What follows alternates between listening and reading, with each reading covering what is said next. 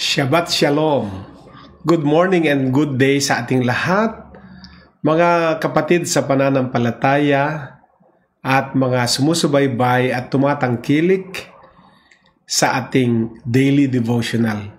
Ngayon po ay araw ng Sabado at ikasyam ng January 9, 2021. At kumusta po ang bawat isa sa atin? Salamat po sa inyong patuloy na pagsusubaybay sa ating pong gawain, ang ating daily devotional. Nais ko pong i-share ninyo ang broadcast na ito sa inyong mga Facebook friends upang matanggap din nila ang parehong pagpapalang tinatanggap ninyo. At para sa inyong kaalaman, ang ating lahat ng daily devotionals ay pwedeng muling mapanood sa ating pong YouTube channel, JLG Space TV. Yan po ang ating YouTube address. At kapag kayo po ay nakapasok doon, huwag kalilimutan na mag-subscribe at i-press na rin ang ating notification bell upang ang lahat ng future video uploads natin ay ma-notify po kayo. At syempre ako po ang inyong kasama, Pastor Rene Alog. Maganda po ang topic natin ngayong araw na ito. You cannot have peace until you learn to let go. You cannot have peace until you learn to let go. At i-share po natin sa ating mga kaibigan upang mapagpala po ang lahat. Ngayon po ay dadako tayo sa ating pananalangin at hilingin natin sa Diyos na pagpalain niya ang ating devotional ngayon. So inaanyayahan ko po ang bawat isa na samahan ako sa ating panalangin. Let us pray. O our God in heaven, muli nagpapasalamat kami dahil ang salita mo ay biyaya para sa amin. Ang salita mo ang aming patnubay. Ang salita mo ang aming kalakasan. Ang salita mo ang aming pag-asa. Kaya sa oras na ito, humihingi kami ng biyaya ng inyong salita na ibuhos sa aming kalagitnaan. Maunawaan namin ang lahat ng ito at walang masayang sa lahat ng aming tatanggapin. Banal na Espiritu, kayong aming magiging teacher ngayon at ang mga kapahayagan ng inyong salita ay sumaaming lahat. Maasa kami na nadaloy ito sa aming mga mahal sa buhay at sa lahat ng ang mga taong konektado sa amin. Pagpalain mo kaming lahat at ibuhos mo ngayon ang masaganang biyaya sa aming kalagitnaan. Sa pangalan mo, Jesus. Amen and Amen. Purihin ang Diyos na buhay. So katulad po ng ating binigay kanina sa introduction, binigay ko na po ang title ng ating topic. At ito nga po ang title, You Cannot Have Peace Until You Learn to Let Go. Hindi tayo magkakaroon ng tunay na kapayapaan sa buhay natin hanggat hindi nating natututunan na i-let go ang mga bagay-bagay na nagpapahirap sa atin, anumang mga nakaraan, anumang mga negatibo o masamang istorya sa buhay natin. I-let go na natin lahat yan. Maaring yan ay mga ninenurse natin, inaalagaan natin na negatibong, emosyonal na damdamin laban sa ibang tao.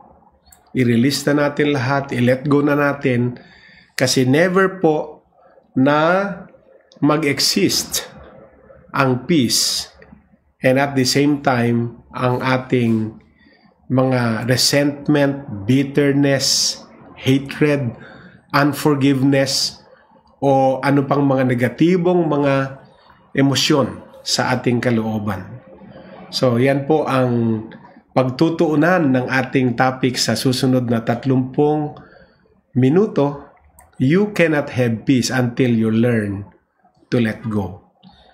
Iugnay ko po ang ating key passage ngayon na nasa James chapter 3 verses 17 and 18 at babasahin po natin sa The Message Bible. Ito po ang sinasabi. Real wisdom, God's wisdom, begins with a holy life and is characterized by getting along with others. It is gentle and reasonable, overflowing with mercy and blessings, not hot one day and cold the next, not two-faced.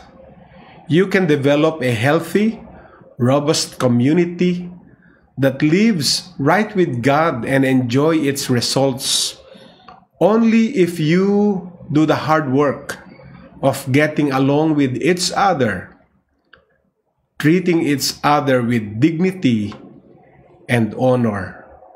James 3:17 and 18, The Message Translation. Paganda po.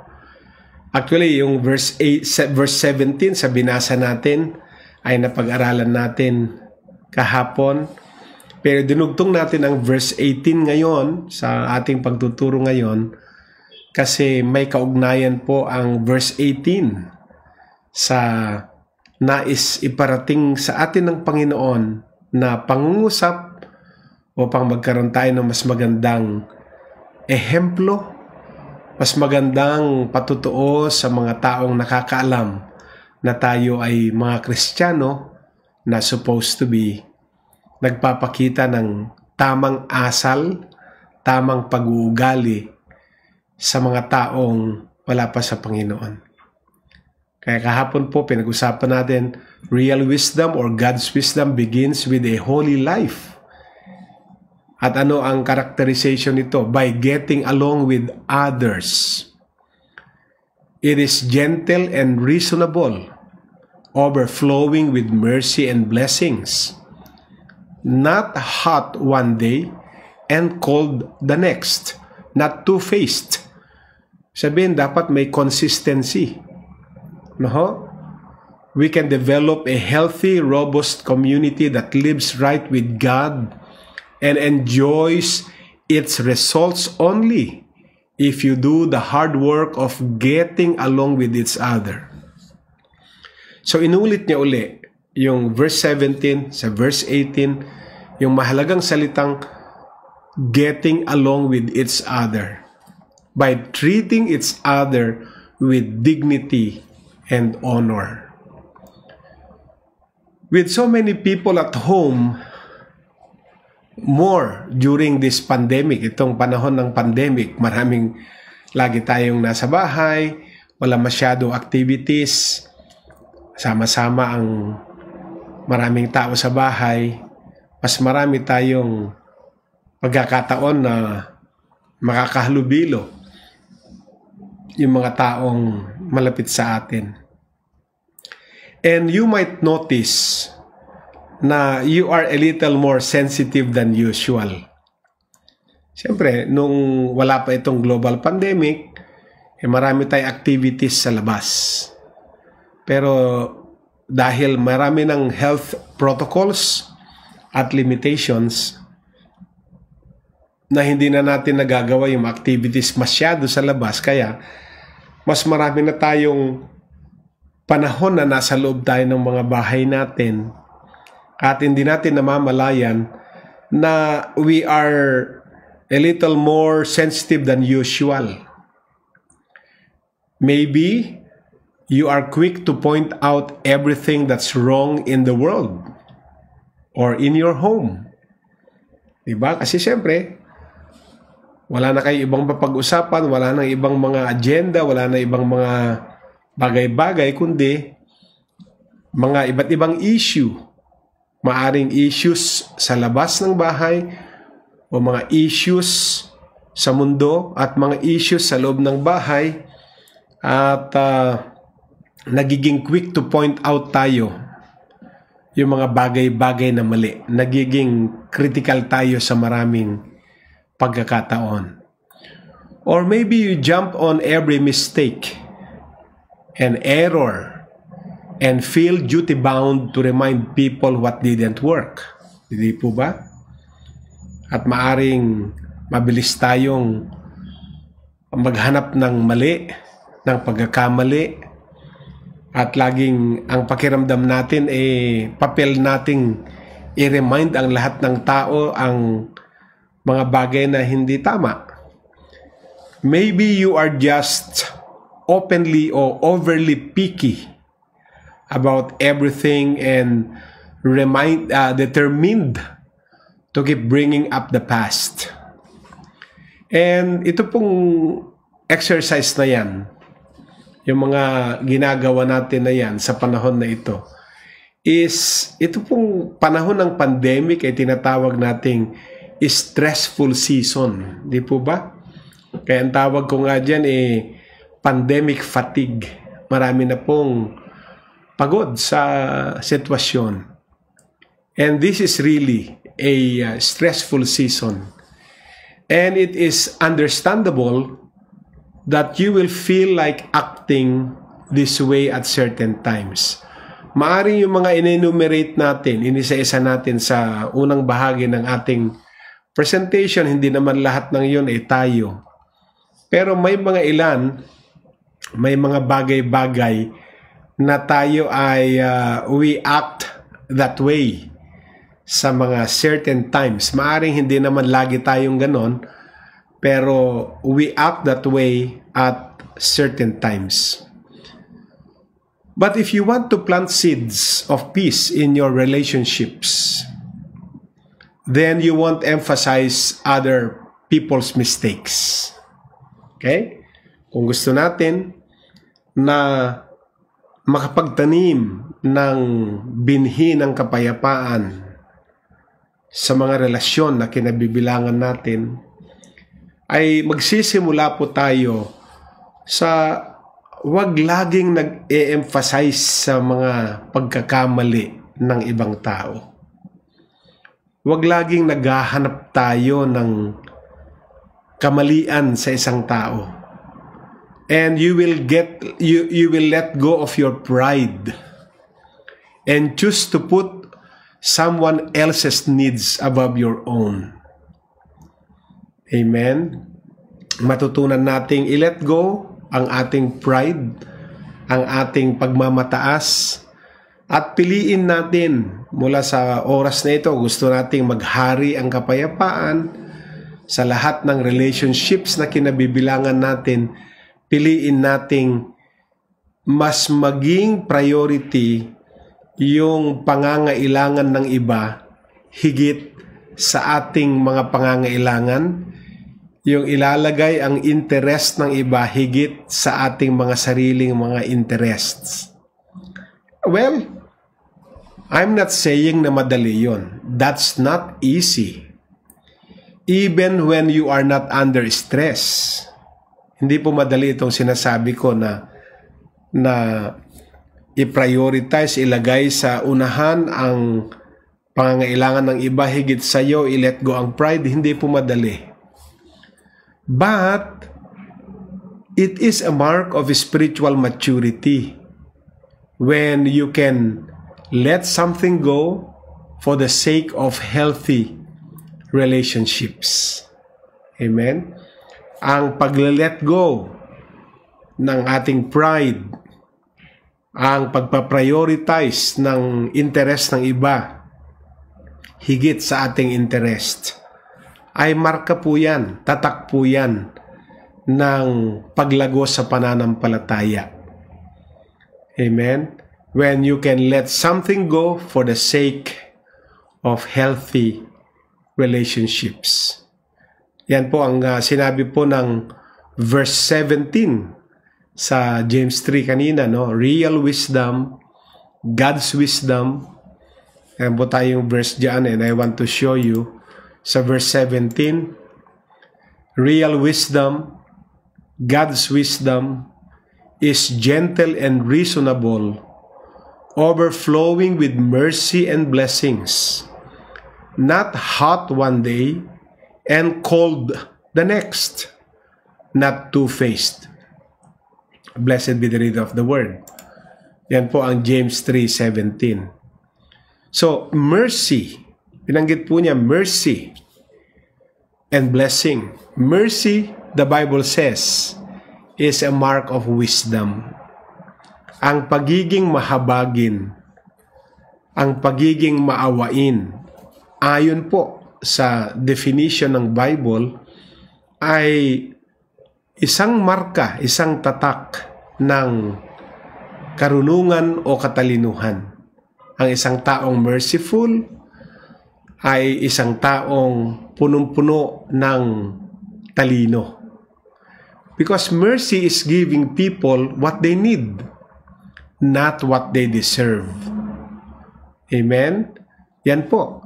Kaya ang definition ng Biblia sa word na mercy ay isang mark ito ng wisdom, sapagkat ang mercy ay pagbibigay sa tao ng kanilang kailangan, hindi ng kanilang deserve.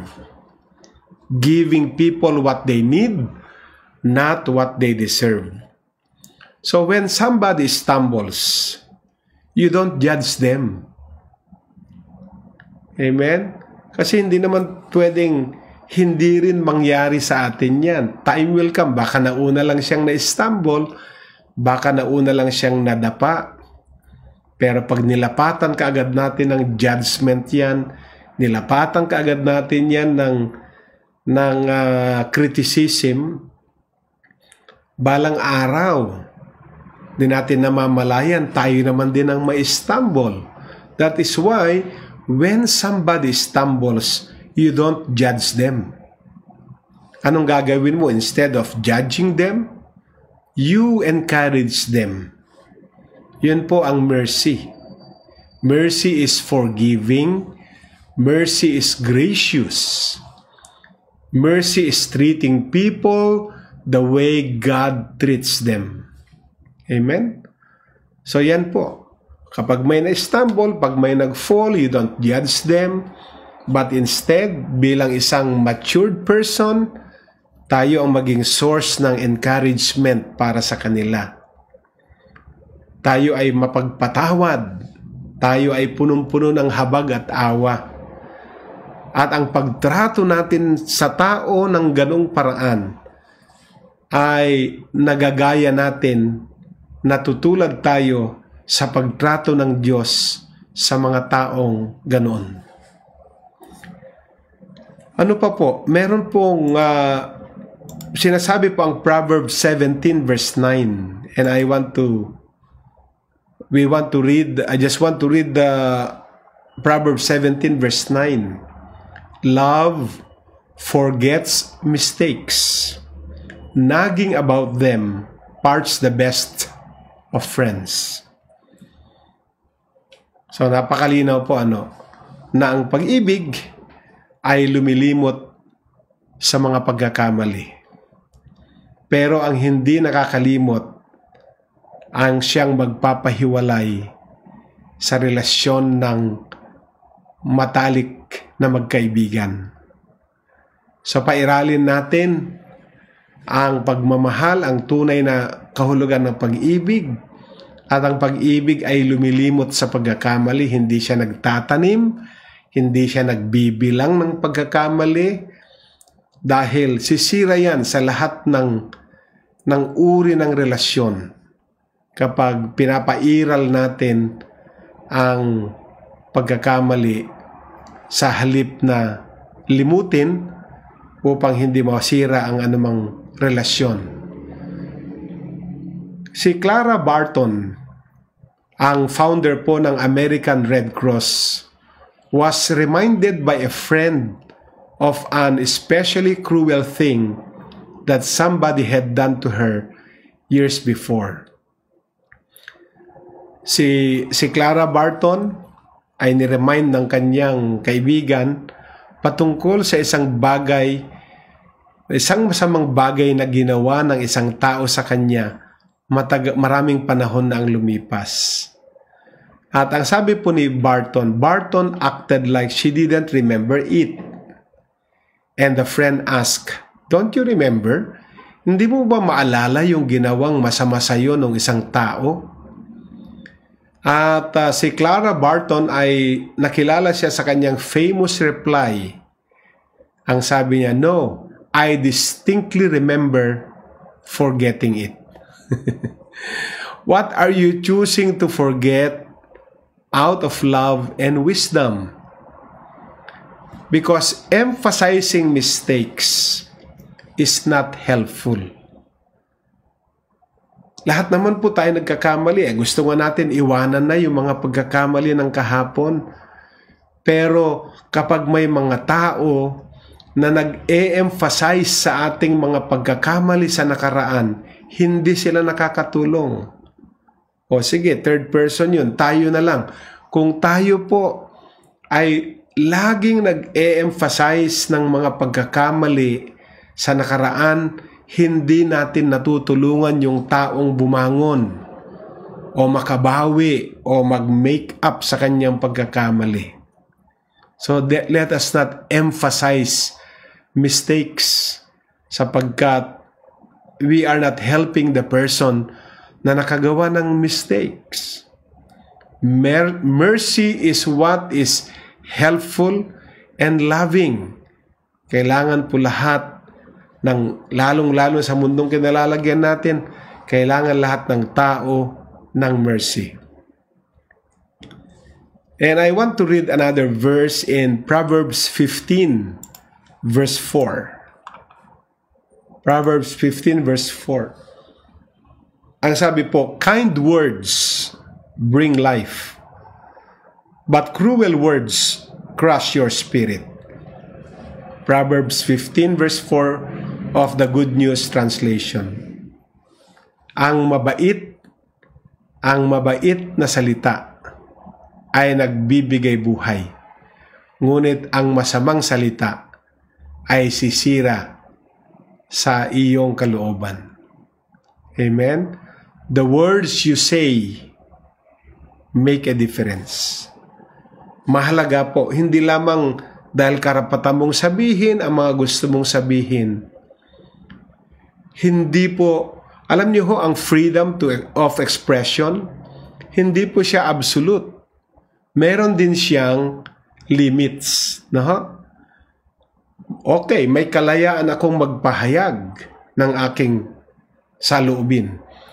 Pero kung ang ipinapahayag kong saloobin ay makakasakit na sa aking kapwa, hindi na kasama yon sa aking karapatang magsalita o karapatang magpahayag.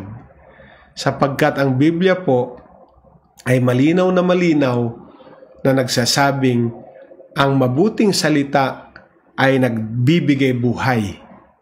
Ang masamang salita ay sumisira sa kalooban ng tao. Kaya nga, ang emphasis natin, the words we say make a difference. Mahalaga po na binabantayan natin ang mga salitang lumalabas sa ating mga bibig. So learn to let go of things in the past that are causing friction in your current relationships. Speak life to the people. Speak life to the people you love. Amen? Matutunan natin na i-let go, na i-release na ang nakaraan. Na maaring mga nakaraan na nagkukos ng friction, ng sigalot sa mga pangkasalukuyang relasyon nating kinabibilangan. Sa halip, we speak life to the people we love. Pwede naman nating piliin ang mga salitang binibigkas po natin, di po ba? Kasi minsan ngayon, alam mo, yung sinabi mo, nakasakit ka, who cares?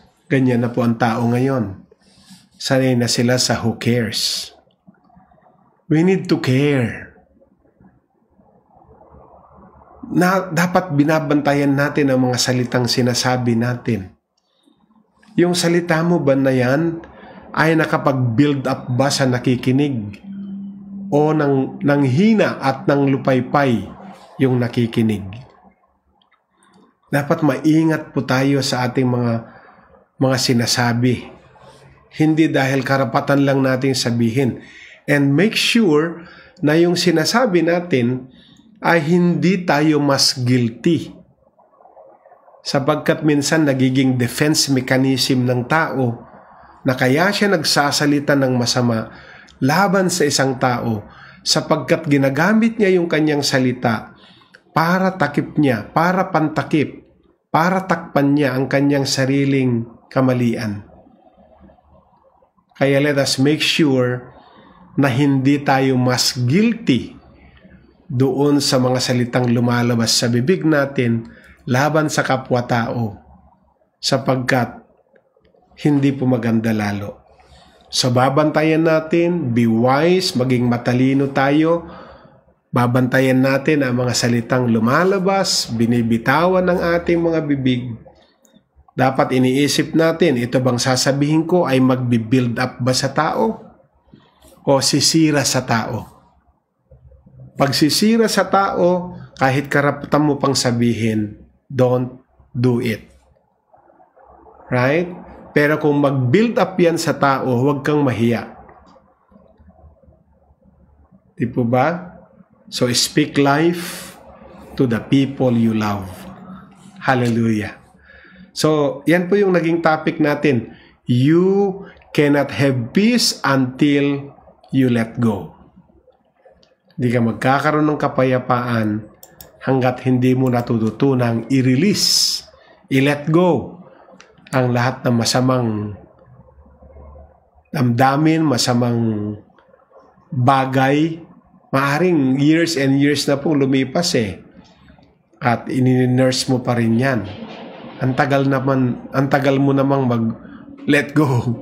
Ang tagal mo namang mag-move on. Di ba? Ano bang pinag-awayan ninyo? Ano bang hindi nyo napagkaintindihan? Makatapos na supposed to be yan Bakit ang tagal sa'yo? Ang tagal mo namang magpatawad. Ang tagal mo namang mag-overcome.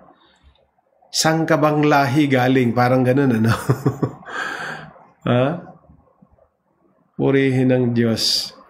So ngayon po, ating i-declare ang prayer natin. Ito po ang ating prayer. Sabihin natin, Heavenly Father, I have learned to let go of things in the past that are causing friction in my present relationships. I speak life to the people I love. Amen. One more time. Heavenly Father, I have learned to let go of things in the past that are causing friction in my relationships. I speak life to the people I love. Amen and amen. Purihin ang Diyos na buhay. Let us pray. Salamat po, Panginoon, sa tinanggap naming mga aral at mga pagtuturo sa umagang ito. Tulungan mo kami na maghari ang kapayapaan sa buhay namin. At maghahari lamang ang kapayapaan pag natutunan naming i-release ang anumang negatibong bagay sa mga puso namin. Hindi po kami nakikinabang kapag ninenurse namin, inaalagaan namin ang mga negatibong bagay sa puso namin. So help us, tulungan mo kami na ma-release lahat ang bagay na masama sa buhay namin. Thank you, Lord. I speak now the blessings sa aking mga kapatid sa pananampalataya, sa mga nakikinig ngayon. Maasa po kami na ibuhos mong masaganang biyaya, dumaloy sa aming mga mahal sa buhay. Kagalingan sa mga sakit karamdaman, probisyon sa pangangailangan, kalakasan sa mga panghihina, kagalakan sa aming mga lungkot at lumbay. Salamat po. Pagpalain mo ang lahat ng ito. Sa pangalan mo, Jesus. Amen and amen. Purihin ang Diyos. Natapos na po ang ating daily devotional at ngayon ay Sabado. Bukas po wala tayong daily devotional dahil maghintay naman tayo ng alas 9 sa ating virtual online Sunday service. Pero mamayang hapon po, magbabalik ako kasama si Pastora Julie sa ating Hope Hour, 1 p.m. po yan. And ingat po kayo lagi, pagpalain kayo ng Panginoon. Shalom.